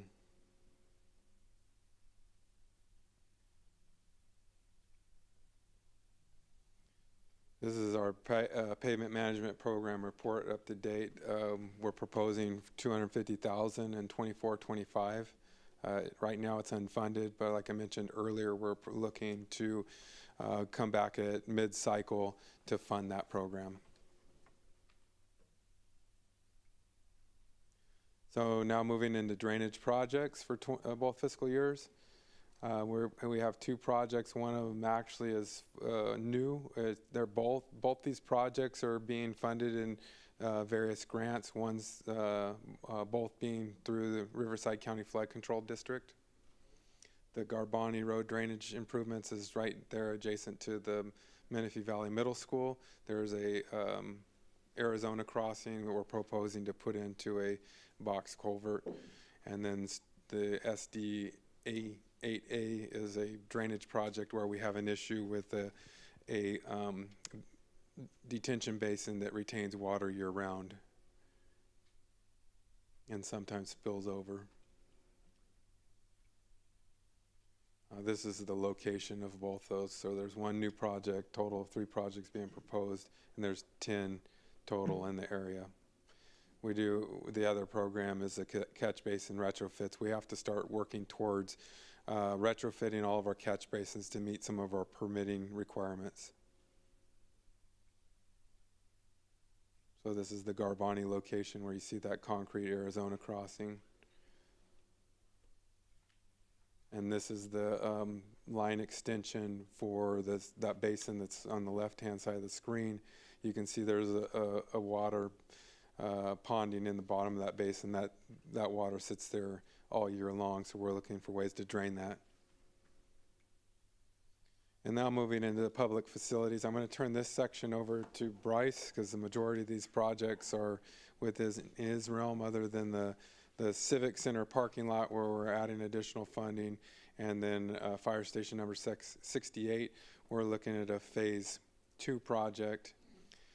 Fire station number 76 is living quarters improvements to add more space for firefighters, and then the other 2 projects are with Bryce. So these are the locations. There's 3 total new proposed, 5 projects being funded, and then 22 projects in the program. We're looking at 2.1 million in fiscal year 23-24, and 5.7 or 573,000 for 24-25. With this project, this is a combination between Public Works and Community Services. We'll work together to remodel the fire station 76 again to add more living quarter space for the firefighters. And then I'll let Bryce Yeah. I'll take over for a little bit since the next few slides are going to be ours. So the two other projects that are for the facilities is the Quay Cisneros parking lot. We're looking at, that was redone in 2015 when Community Services was created. So we're just looking at resurfacing that as just slurry seal, do a little bit patch repair, and restriping that parking lot. Next project is a citywide facility rekey. So we're trying to keep a consistent key. We're taking on a lot more facilities. That way each key throughout the city can have a little bit more consistency. So we don't have 200 keys, you know, a big jail thing full of keys. It'll help with city staff, everything. So we have the keys here, so it wouldn't be rekeying like every single building, every single door. We have a lot of keys that are already set that for these facilities, we'd like to transfer some of those so it's not 5 different keys for a master key for certain facilities. We'd like to consolidate that and make it a little easier on staff. Can I ask a question Yes. on that? So if in the future, if we're looking at maybe a new city hall and a new MOC and a new PD, why would we want to do that? So we will add that into the construction when we do, just like we're doing with the future parks and facilities. So we'll bring those in as they build it. We'll use those same keys that we're able to do there, so we won't have to rekey. The contractor would end up doing that as part of the construction. Thank you.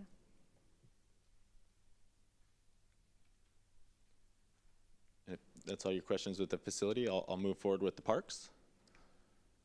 Okay. We have a few new projects that are on here, but as you can see in the blue, the existing, the AMR skate park improvements, which consist of a new kiosk there for the skate park and then a ranger station back there. The Quail Valley Park, which you were talking about earlier, I'll get in, that we'll go through on the other slide, how we're looking into that. If you can notice on some of these, where it says we have completed, like on the top where it's the Evans Park design and construction. So what we're doing is trying to consolidate some of these. That's always been around since we did the Parks Master Plan. Since 2015, we had 7 parks, the original one, and that had a lot of projects that we were going into it, like permanent park restrooms, things like that. It called out a bunch of parks. We're trying to make it now, where as you can see on here, it will be the Gale Webb Action Sports Park restroom building, so that project number will just go for that park, and it won't just carry over every year. Just like the Evans Park North design, we already have the pump track, so the southern section is completed, and now the Gale Webb Action Sports Park. So we're trying to, that's why we're closing that one out. We're opening another one back up that'll be specified just for that northern section. Bryce, while you're on Gale Webb, can you just give us some updates again of what we plan on doing soon as far as lighting, parking, and then I think we're going to do a sign that says Gale Webb Sports The Park? sign, yeah, we just finished the design of the sign. Okay. So we'll have that once I get the proposal from them so we can get it created. It's going to be a large steel sign, so it'll be a little different than our marquees that we have, just 'cause it's a different kind of park. So we already have the design for that. We're showing it down in our CPRS down in San Diego right now at the convention. So we have that. The lighting is already designed. I have that. I'm working through that to be able to get the solar lighting. For just the pump track, it wouldn't, just to give it a little bit more time, it would be too hard to, with those dirt jumps and shadows and everything in the back. So at least the pump track, they'd be able to ride a little bit longer. There'll be solar lights. We won't have to do that. Those are the 2 projects that we have that. And then the water is still working with EMWD to get that. We're going back and forth with them on a few insurance issues on that for the contractor. And then the restroom, which is the project coming up, we had that as a project before, but there is issues where the sewer line is. The sewer line is actually all the way to the east by Paloma, all the way to Bradley Road, or you have to bore under that culvert right there to Evans and Craig. So we're figuring out with the county and us that how we can get those restrooms in there. Hey, thanks for the updates. Yep, absolutely. So we have 7 new proposed projects, 9 that are going to need funding for the next 2 years. That will equal the 24 total. You can see in the map there. For 23-24, it's 2.6 million, and then another 1.2 million request for 24-25. So Evans Park North, design and construction. So what we're looking at is to do the complete environmental and then get, that's what we're looking for, the 300,000, so we can start moving forward and getting that design with that northern portion. The Gail Webb Sports Park, that's the restroom that I was just speaking about that we're working on in that. We're just creating an actual project for that. And, the park and right-of-way signage. So as we've been developing all these parks, we have a lot of parks that have the old emblems, different phone numbers, things like that. We're trying to get everything so it's all just updating all our signage so it'll have the city seal, things like that, correct phone numbers, what our new rules, regulations that we have. So we're going to update that at all the parks. Question on that. Yes. We're going through the city's branding. Will these signs be incorporated with that branding, or should we? So just a question on that. So what we're doing, we won't put the branding on there. We'll use the city seal on the signs from now, because just like we are on the marquees, the seal's never going to change. So that way the signage is the same. Now the colors and everything like that, they sometimes change per park. So some of the signs, like Hidden Hills Park, is actually green. We're trying to correlate them all so they are the correct color that's on there. But that's a good question. So that design that's on there, we'll look forward to once we get that branding and any colors or anything like that, so we can correlate with the signs. Well, I just know that they wanted all the signs in the city to have continuity. Mm-hmm. So I'm just. So these signs too are going to be your park rule signs, your no parking signs, and then like your shelter reservations, the smaller signs that are at the parks that we're going to be using on this. Yeah, I still think that maybe there should be some conversation with the Wayfair signage program that we're going to be doing, that maybe they complement. So just as a thought. Absolutely. Mr. Nix, can you share?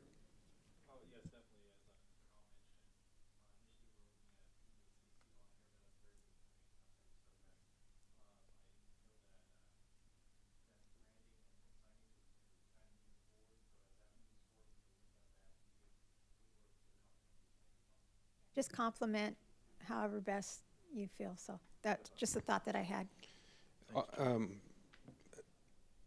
The branding, not the branding, the sign update, we are looking at creating standards for these types of signs as well. So it is incorporated into it. We'll work with the community services to make sure that we complement them. Great, thank you. Is that going to include valley-wide parks? Are we going to be able to put our signs up there?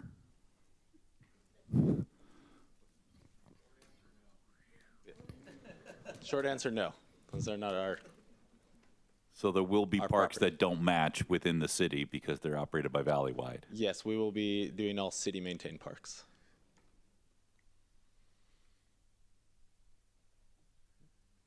Okay, and then the Sun City Park development.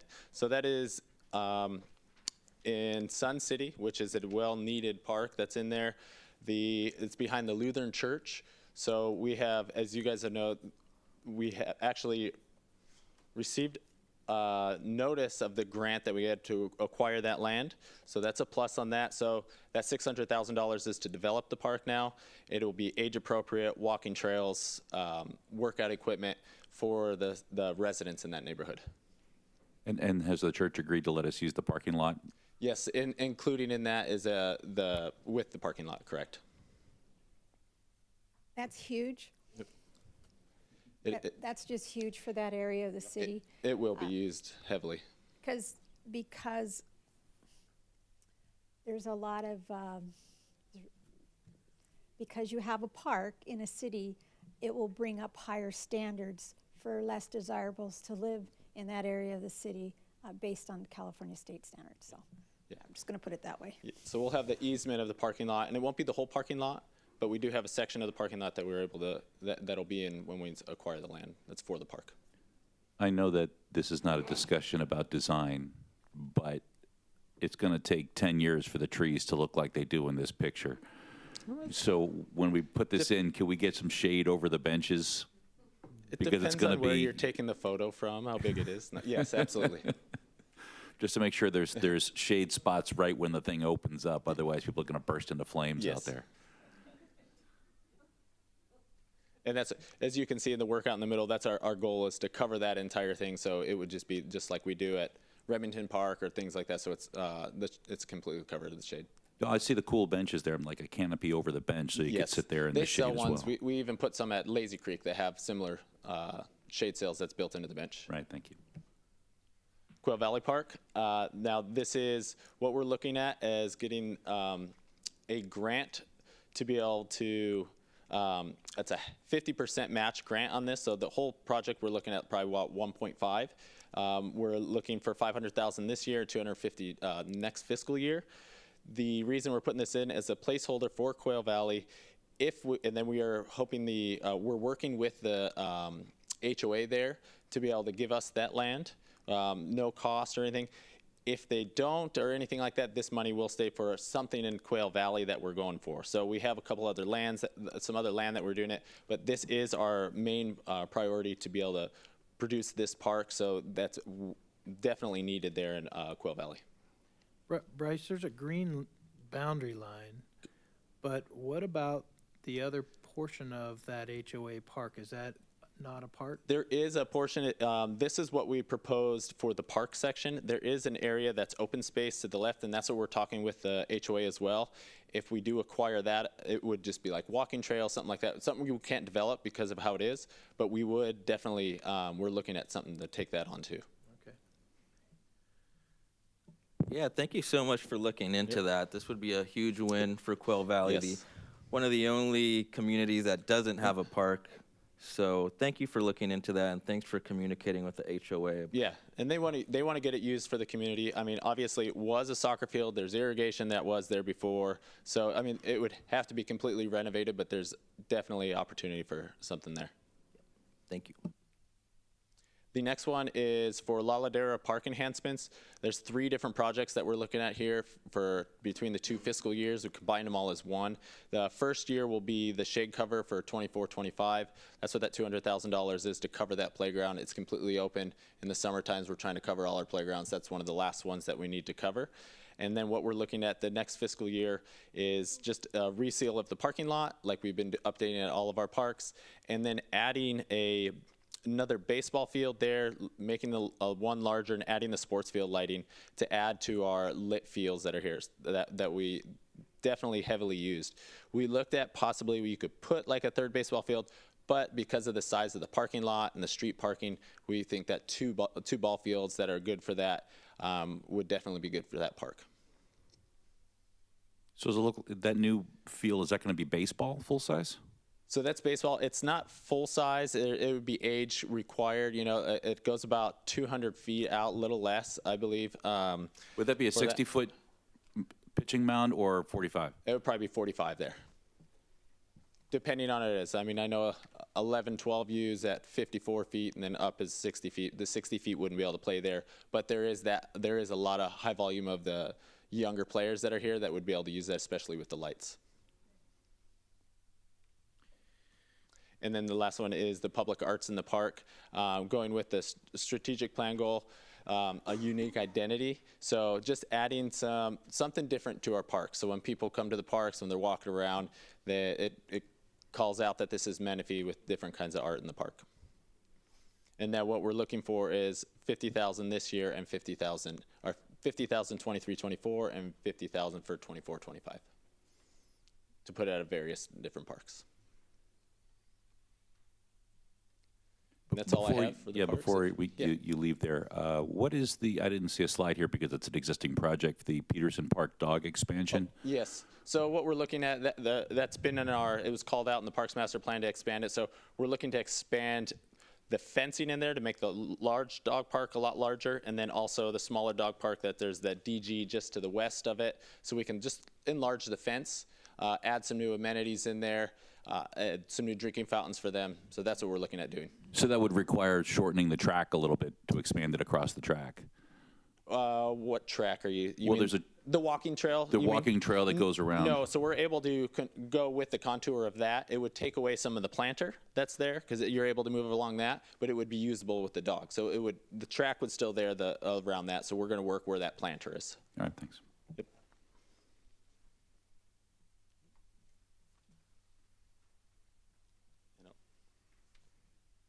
So for the next few slides, I'm going to turn it over to Ron Puccinelli. He's going to go through our technology infrastructure projects.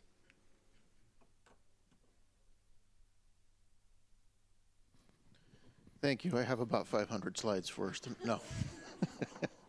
Sorry, my humor's getting the worst of me. We are proposing three IT CIPs. One you've already heard a lot about, and that's our new enterprise resource planning system. We are currently in engineering parlance in the design phase of that, just getting that project started. We are also moving the Audie Murphy Park surveillance camera system upgrades from community services into the technology department, since cameras is part of what we do. And the new one for this is the police records management system. While we specifically mention Axon here, that is simply one of the systems we're looking at. Given the amount of work that the team has in front of us this coming fiscal year, 23-24, we're proposing that we would not start work on this record system until 24-25, and we anticipate it would probably be a 2 or 3 year project at least. It's a very large undertaking, similar to an enterprise resource planning system. So we would start that off in 24-25 with $50,000 towards our design efforts in that project. The idea being that our police department needs to have more flexibility, more access to their own record systems. And that's pretty much what I have to offer for you. Thank you, Ron. Director Puccinelli, I have a question. The AMR park surveillance, can you explain that a little bit more for the public? Are there going to be surveillance cameras at the park, or can you give me some clarification? Sure. Currently, actually prior to my arrival a year or two ago, the parks, Audie Murphy in particular, had a number of cameras in them already. That system is very old. It was old enough to the point where we were not able to maintain it, so we had to turn it off. Unfortunately, over the last year, 18 months or so, we've had a number of situations where, missing people, children at risk, that kind of thing. Would have been extremely helpful if we'd have had the cameras in the park to be able to help in searching for those individuals. This project is to revitalize, bring that system back online. It's not surveillance in the sense of, facial recognition, profiling, that kind of thing. It's more just, how do we keep people safe in the parks when we can't have people, real humans, present 24 hours a day, 7 days a week? And those cameras don't record, right? They're just monitoring. Currently, that is a correct statement. One of the things we will need to look at in conjunction with our community services partners and our police partners is whether it makes sense to record or not. I don't have that answer tonight.